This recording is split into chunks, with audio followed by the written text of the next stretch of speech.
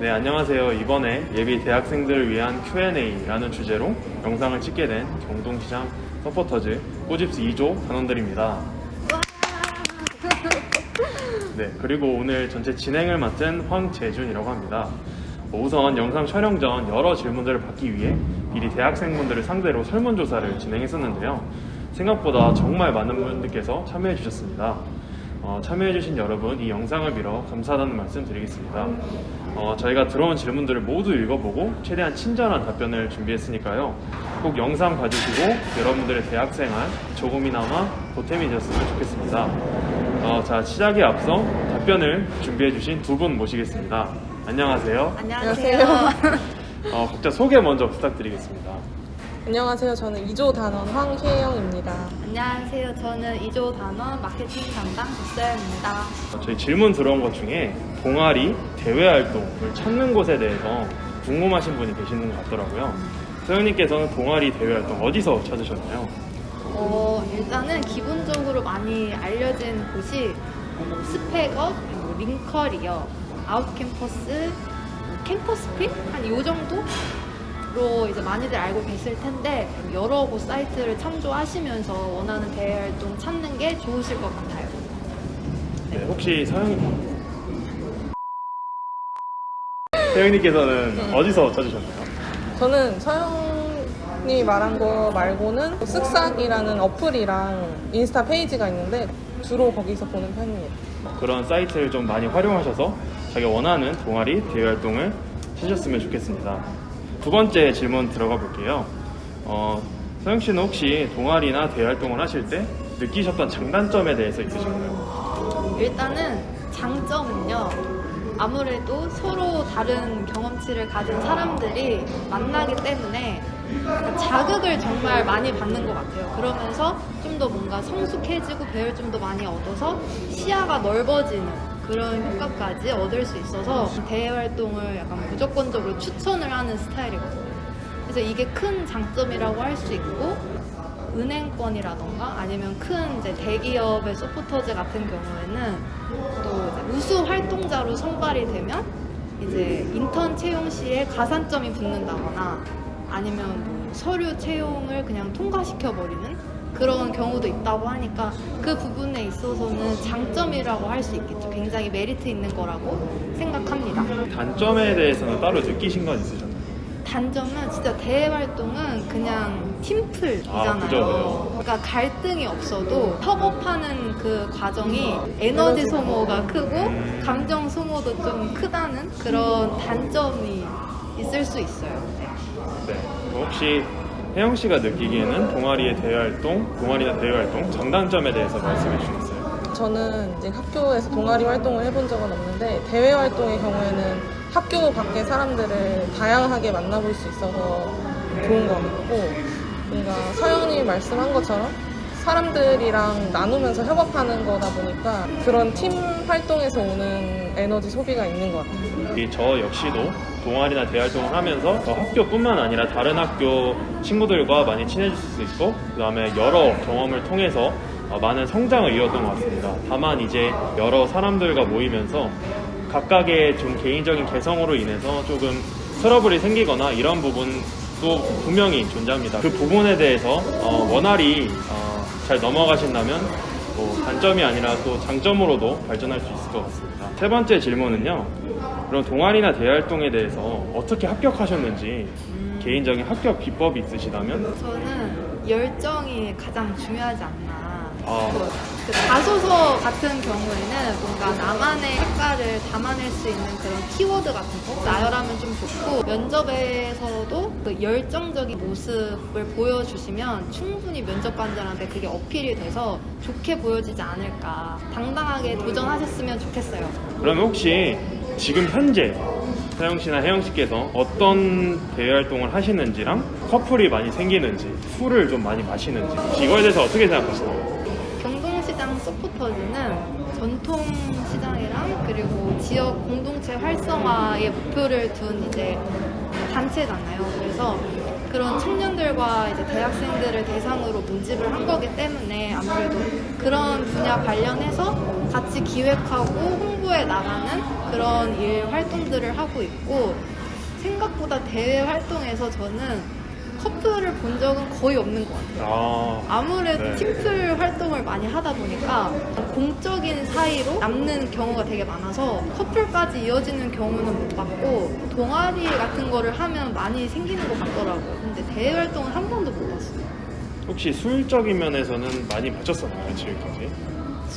네. 술은 좋아하는 사람이 있으면 네네. 같이 마시게 되고, 술을 안 좋아하시는 분 있으면 안 마시게 되죠. 서영 씨 술 좋아하시나요? 술은 많이 잘 못 마시긴 하는데 그 분위기를 너무 좋아해요. 분위기요? 네. 역시 또 활동을 하면서 네, 술자리가 물론 지금 코로나 상황 때문에 모이고 이제 술자리를 갖는 게 좀 힘든 상황이긴 하지만 그 전에 대활동을 할 때는 또 술자리 같은 자리도 많이 이루어졌던 것 같습니다. 혜영 씨는 어떻게 생각하시나요? 저는 대외 활동을 엄청난 단체로 해본 적이 많았어가지고 사적인 모임은 잘 없었던 것 같습니다. 네. 혜영 씨는 네, 사적인 모임이 없었다고 합니다. 네. 네, 이제 저희가 동아리랑 대외활동 질문은 마무리를 하겠고요. 많이 대학생분들께서 원하시는 질문은 바로 알바 질문입니다. 제 옆에도 알바몬 황혜영 그 친구께서 있어서 혜영 씨한테 먼저 집중적으로 여쭤볼게요. 추천하시는 알바, 좀 비추하는 알바 있으신가요?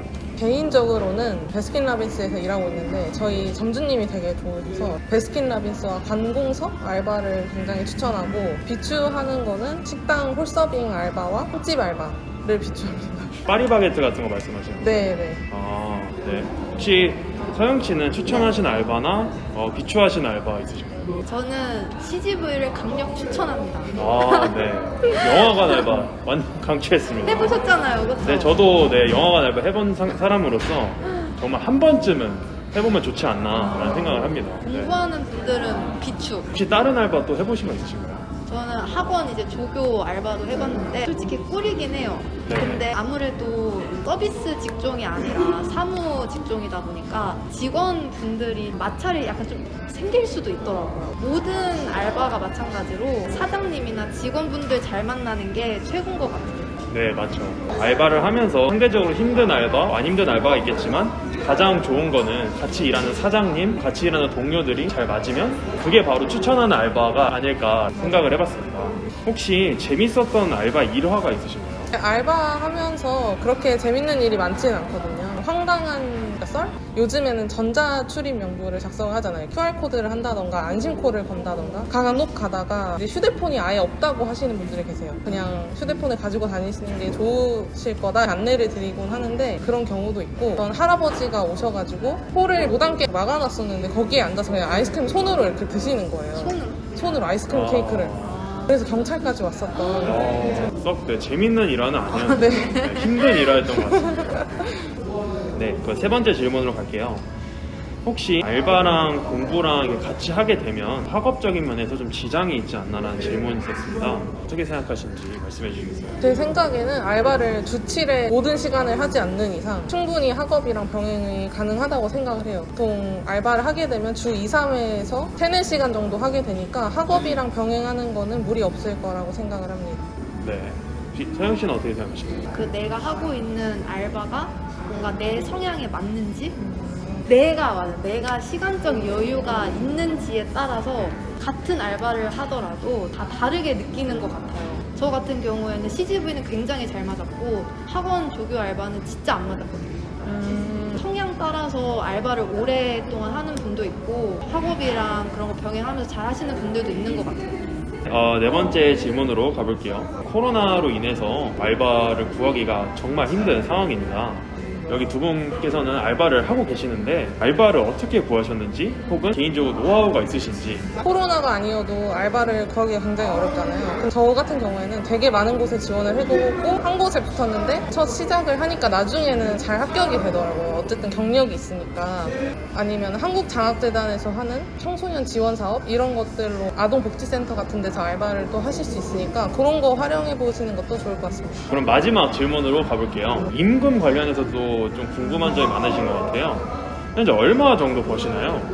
저는 주 3회에 3, 4시간 정도 해서 약 50만 원을 법니다. 지금은 서영 씨는 알바하실 때 얼마 정도 버셨나요? 저는 가장 많이 벌었을 때가 한 달에 80만 원 정도였는데 그때가 또 제가 20살이었던 시절 4년 전이었어요. 아, 되게 오래전. 그때는 최저 시급이 막 7,000원대였을 거예요. 아, 그죠. 네. 그 알바가 또 CGV였었거든요. 그래서 뭐 주유수당 받고 연차, 뭐 연장수당, 뭐 설날 추석 선물까지 다 받고 그랬던 때여가지고 가장 많이 벌었을 때는 80 정도 벌고 마감 알바 같은 경우에는 그냥 주 3일만 해도 100만 원이 넘게 버는. 제가 이제 임금 관련해서 특히 추천해드리고 싶은 거는 대기업 관련해서 알바를 해줬으면 좋겠어요. 왜냐하면 아무래도 대기업 산하에서 이제 알바를 하게 되면 주유수당, 뭐 야간수당, 뭐 이런 각종 수당들을 이제 법적으로 저희가 보장받은 각종 수당들을 다 받으실 수 있고요. 다만 뭐 세금이 뛰어가거나 그런 임금도 좀 있지만 불법적으로 돈이 떼어가거나 뭐 그런 거는 딱히 없을 것 같습니다. 저는 대기업 관련 알바 추천을 드립니다. 다른 질문들을 또 많이 받아봤었는데요. 네, 준비해주신 두 분을 새로 모셨습니다. 네, 안녕하세요. 안녕하세요. 자기소개 부탁드리겠습니다. 안녕하세요. 저는 꼬집스 2기 신동혁입니다. 안녕하세요. 저는 꼬집스 2조 김민지입니다. 이제 대학 생활 그리고 이제 연애 관련된 질문을 답변해 드리도록 하겠습니다. 대학 생활 관련해서 답변을 먼저 드리도록 할게요. 첫 번째 질문은 대학교 그리고 고등학교 공부의 차이점에 대해서 여쭤보셨습니다. 민지 씨는 이 부분에서 어떻게 생각하시나요?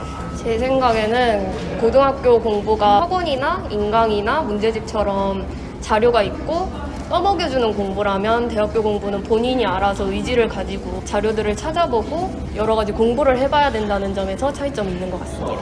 동혁 씨는 어떻게 생각하시나요? 대학 공부는 깊이와 양이 되게 다른 것 같아요. 저 과 특성상 정해진 범위 플러스 논문이나 관련된 책을 또 많이 읽어야 되는데 한 과제나 시험을 볼 때 최소한 10권 정도는 읽었던 것 같아요. 공부해야 되는 양도 많고 깊이도 되게 깊어지는 그런 차이가 있는 것 같습니다. 고등학교는 약간 시간표가 다 나오기 때문에 시키는 대로 이 공부만 하면 된다면 대학교는 조금 더 자기가 원하는 공부, 자기가 좀 찾아서 하는 공부 이 점에서 좀 차이점이 있지 않나. 학점 잘 받는 법에 대해서 많이들 궁금해하시는 것 같아요. 3.5 이상은 어떻게 받나요? 까탑하는 거 힘든가요? 라는 질문들이 많이 들어왔었는데요. 저는 아무래도 꾸준히 하는 게 학점을 잘 받는 방법이 아닐까 싶은데요.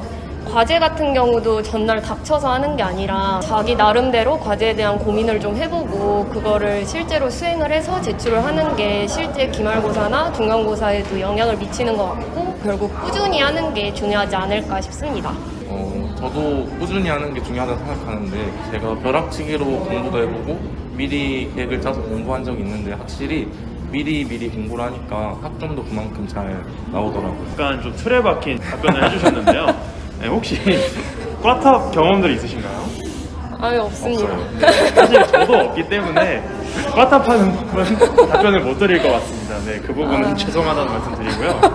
꾸준히, 그러니까 닥쳐서 하는 벼락치기식 공부가 아니라 꾸준히 계속 공부를 해주시면 3.5 관련해서는 좀 겁을 안 내셔도 될 것 같습니다.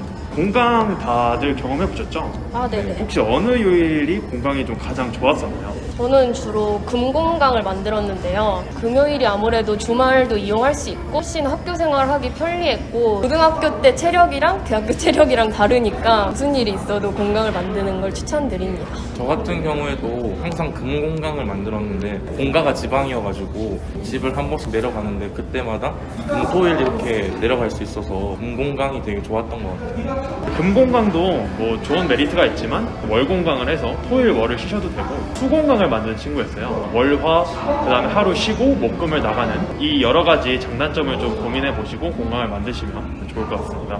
수강 신청 어려운지 수강 신청은 일단 손이 제일 빨라야 될 것 같은데 그보다 중요한 게 저는 시간을 제대로 보는 게 중요하다고 생각하거든요. 그래서 저는 수강 신청을 할 때 네이비즘이나 네이버 시계, 타임시커 3개 중에서 가장 학교 서버 시간이랑 잘 맞는 걸 찾아서 누르는 편입니다. 저는 4학년이지만 한 번도 올크를 해본 적이 없거든요. 추천드리는 건 좀 손이 빠른 친구한테 부탁을 하는 것도 나쁘지 않은 것 같습니다. 그 친구는 뭐 휴학한 친구예요? 네, 휴학한 친구예요. 자기 스스로 혼자 못 하시는 그런 분인 것 같은데 수강 신청이 많이 어려운 온 거는 사실입니다. 사람들이 원하는 강의가 다 비슷해요. 그래서 인기 있는 강의는 정말 치열하고 인기가 없는 강의는 정말 치열하지 않은 상황인데 그렇기 때문에 수강 신청이 어려운 것 같습니다. 저 같은 경우는 이 1안이 하지 못한다면 저는 2안, 3안까지 좀 준비를 해서 멘붕에 덜 빠질 수 있게 미리 준비를 했던 것 같습니다.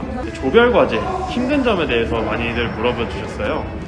혹시 조별과제 다들 경험해 보셨죠? 네. 혹시 조별과제에 대해서 힘든 점이 있었다면 뭐 어떤 점에서 힘든지 한번 말씀해 주시겠어요?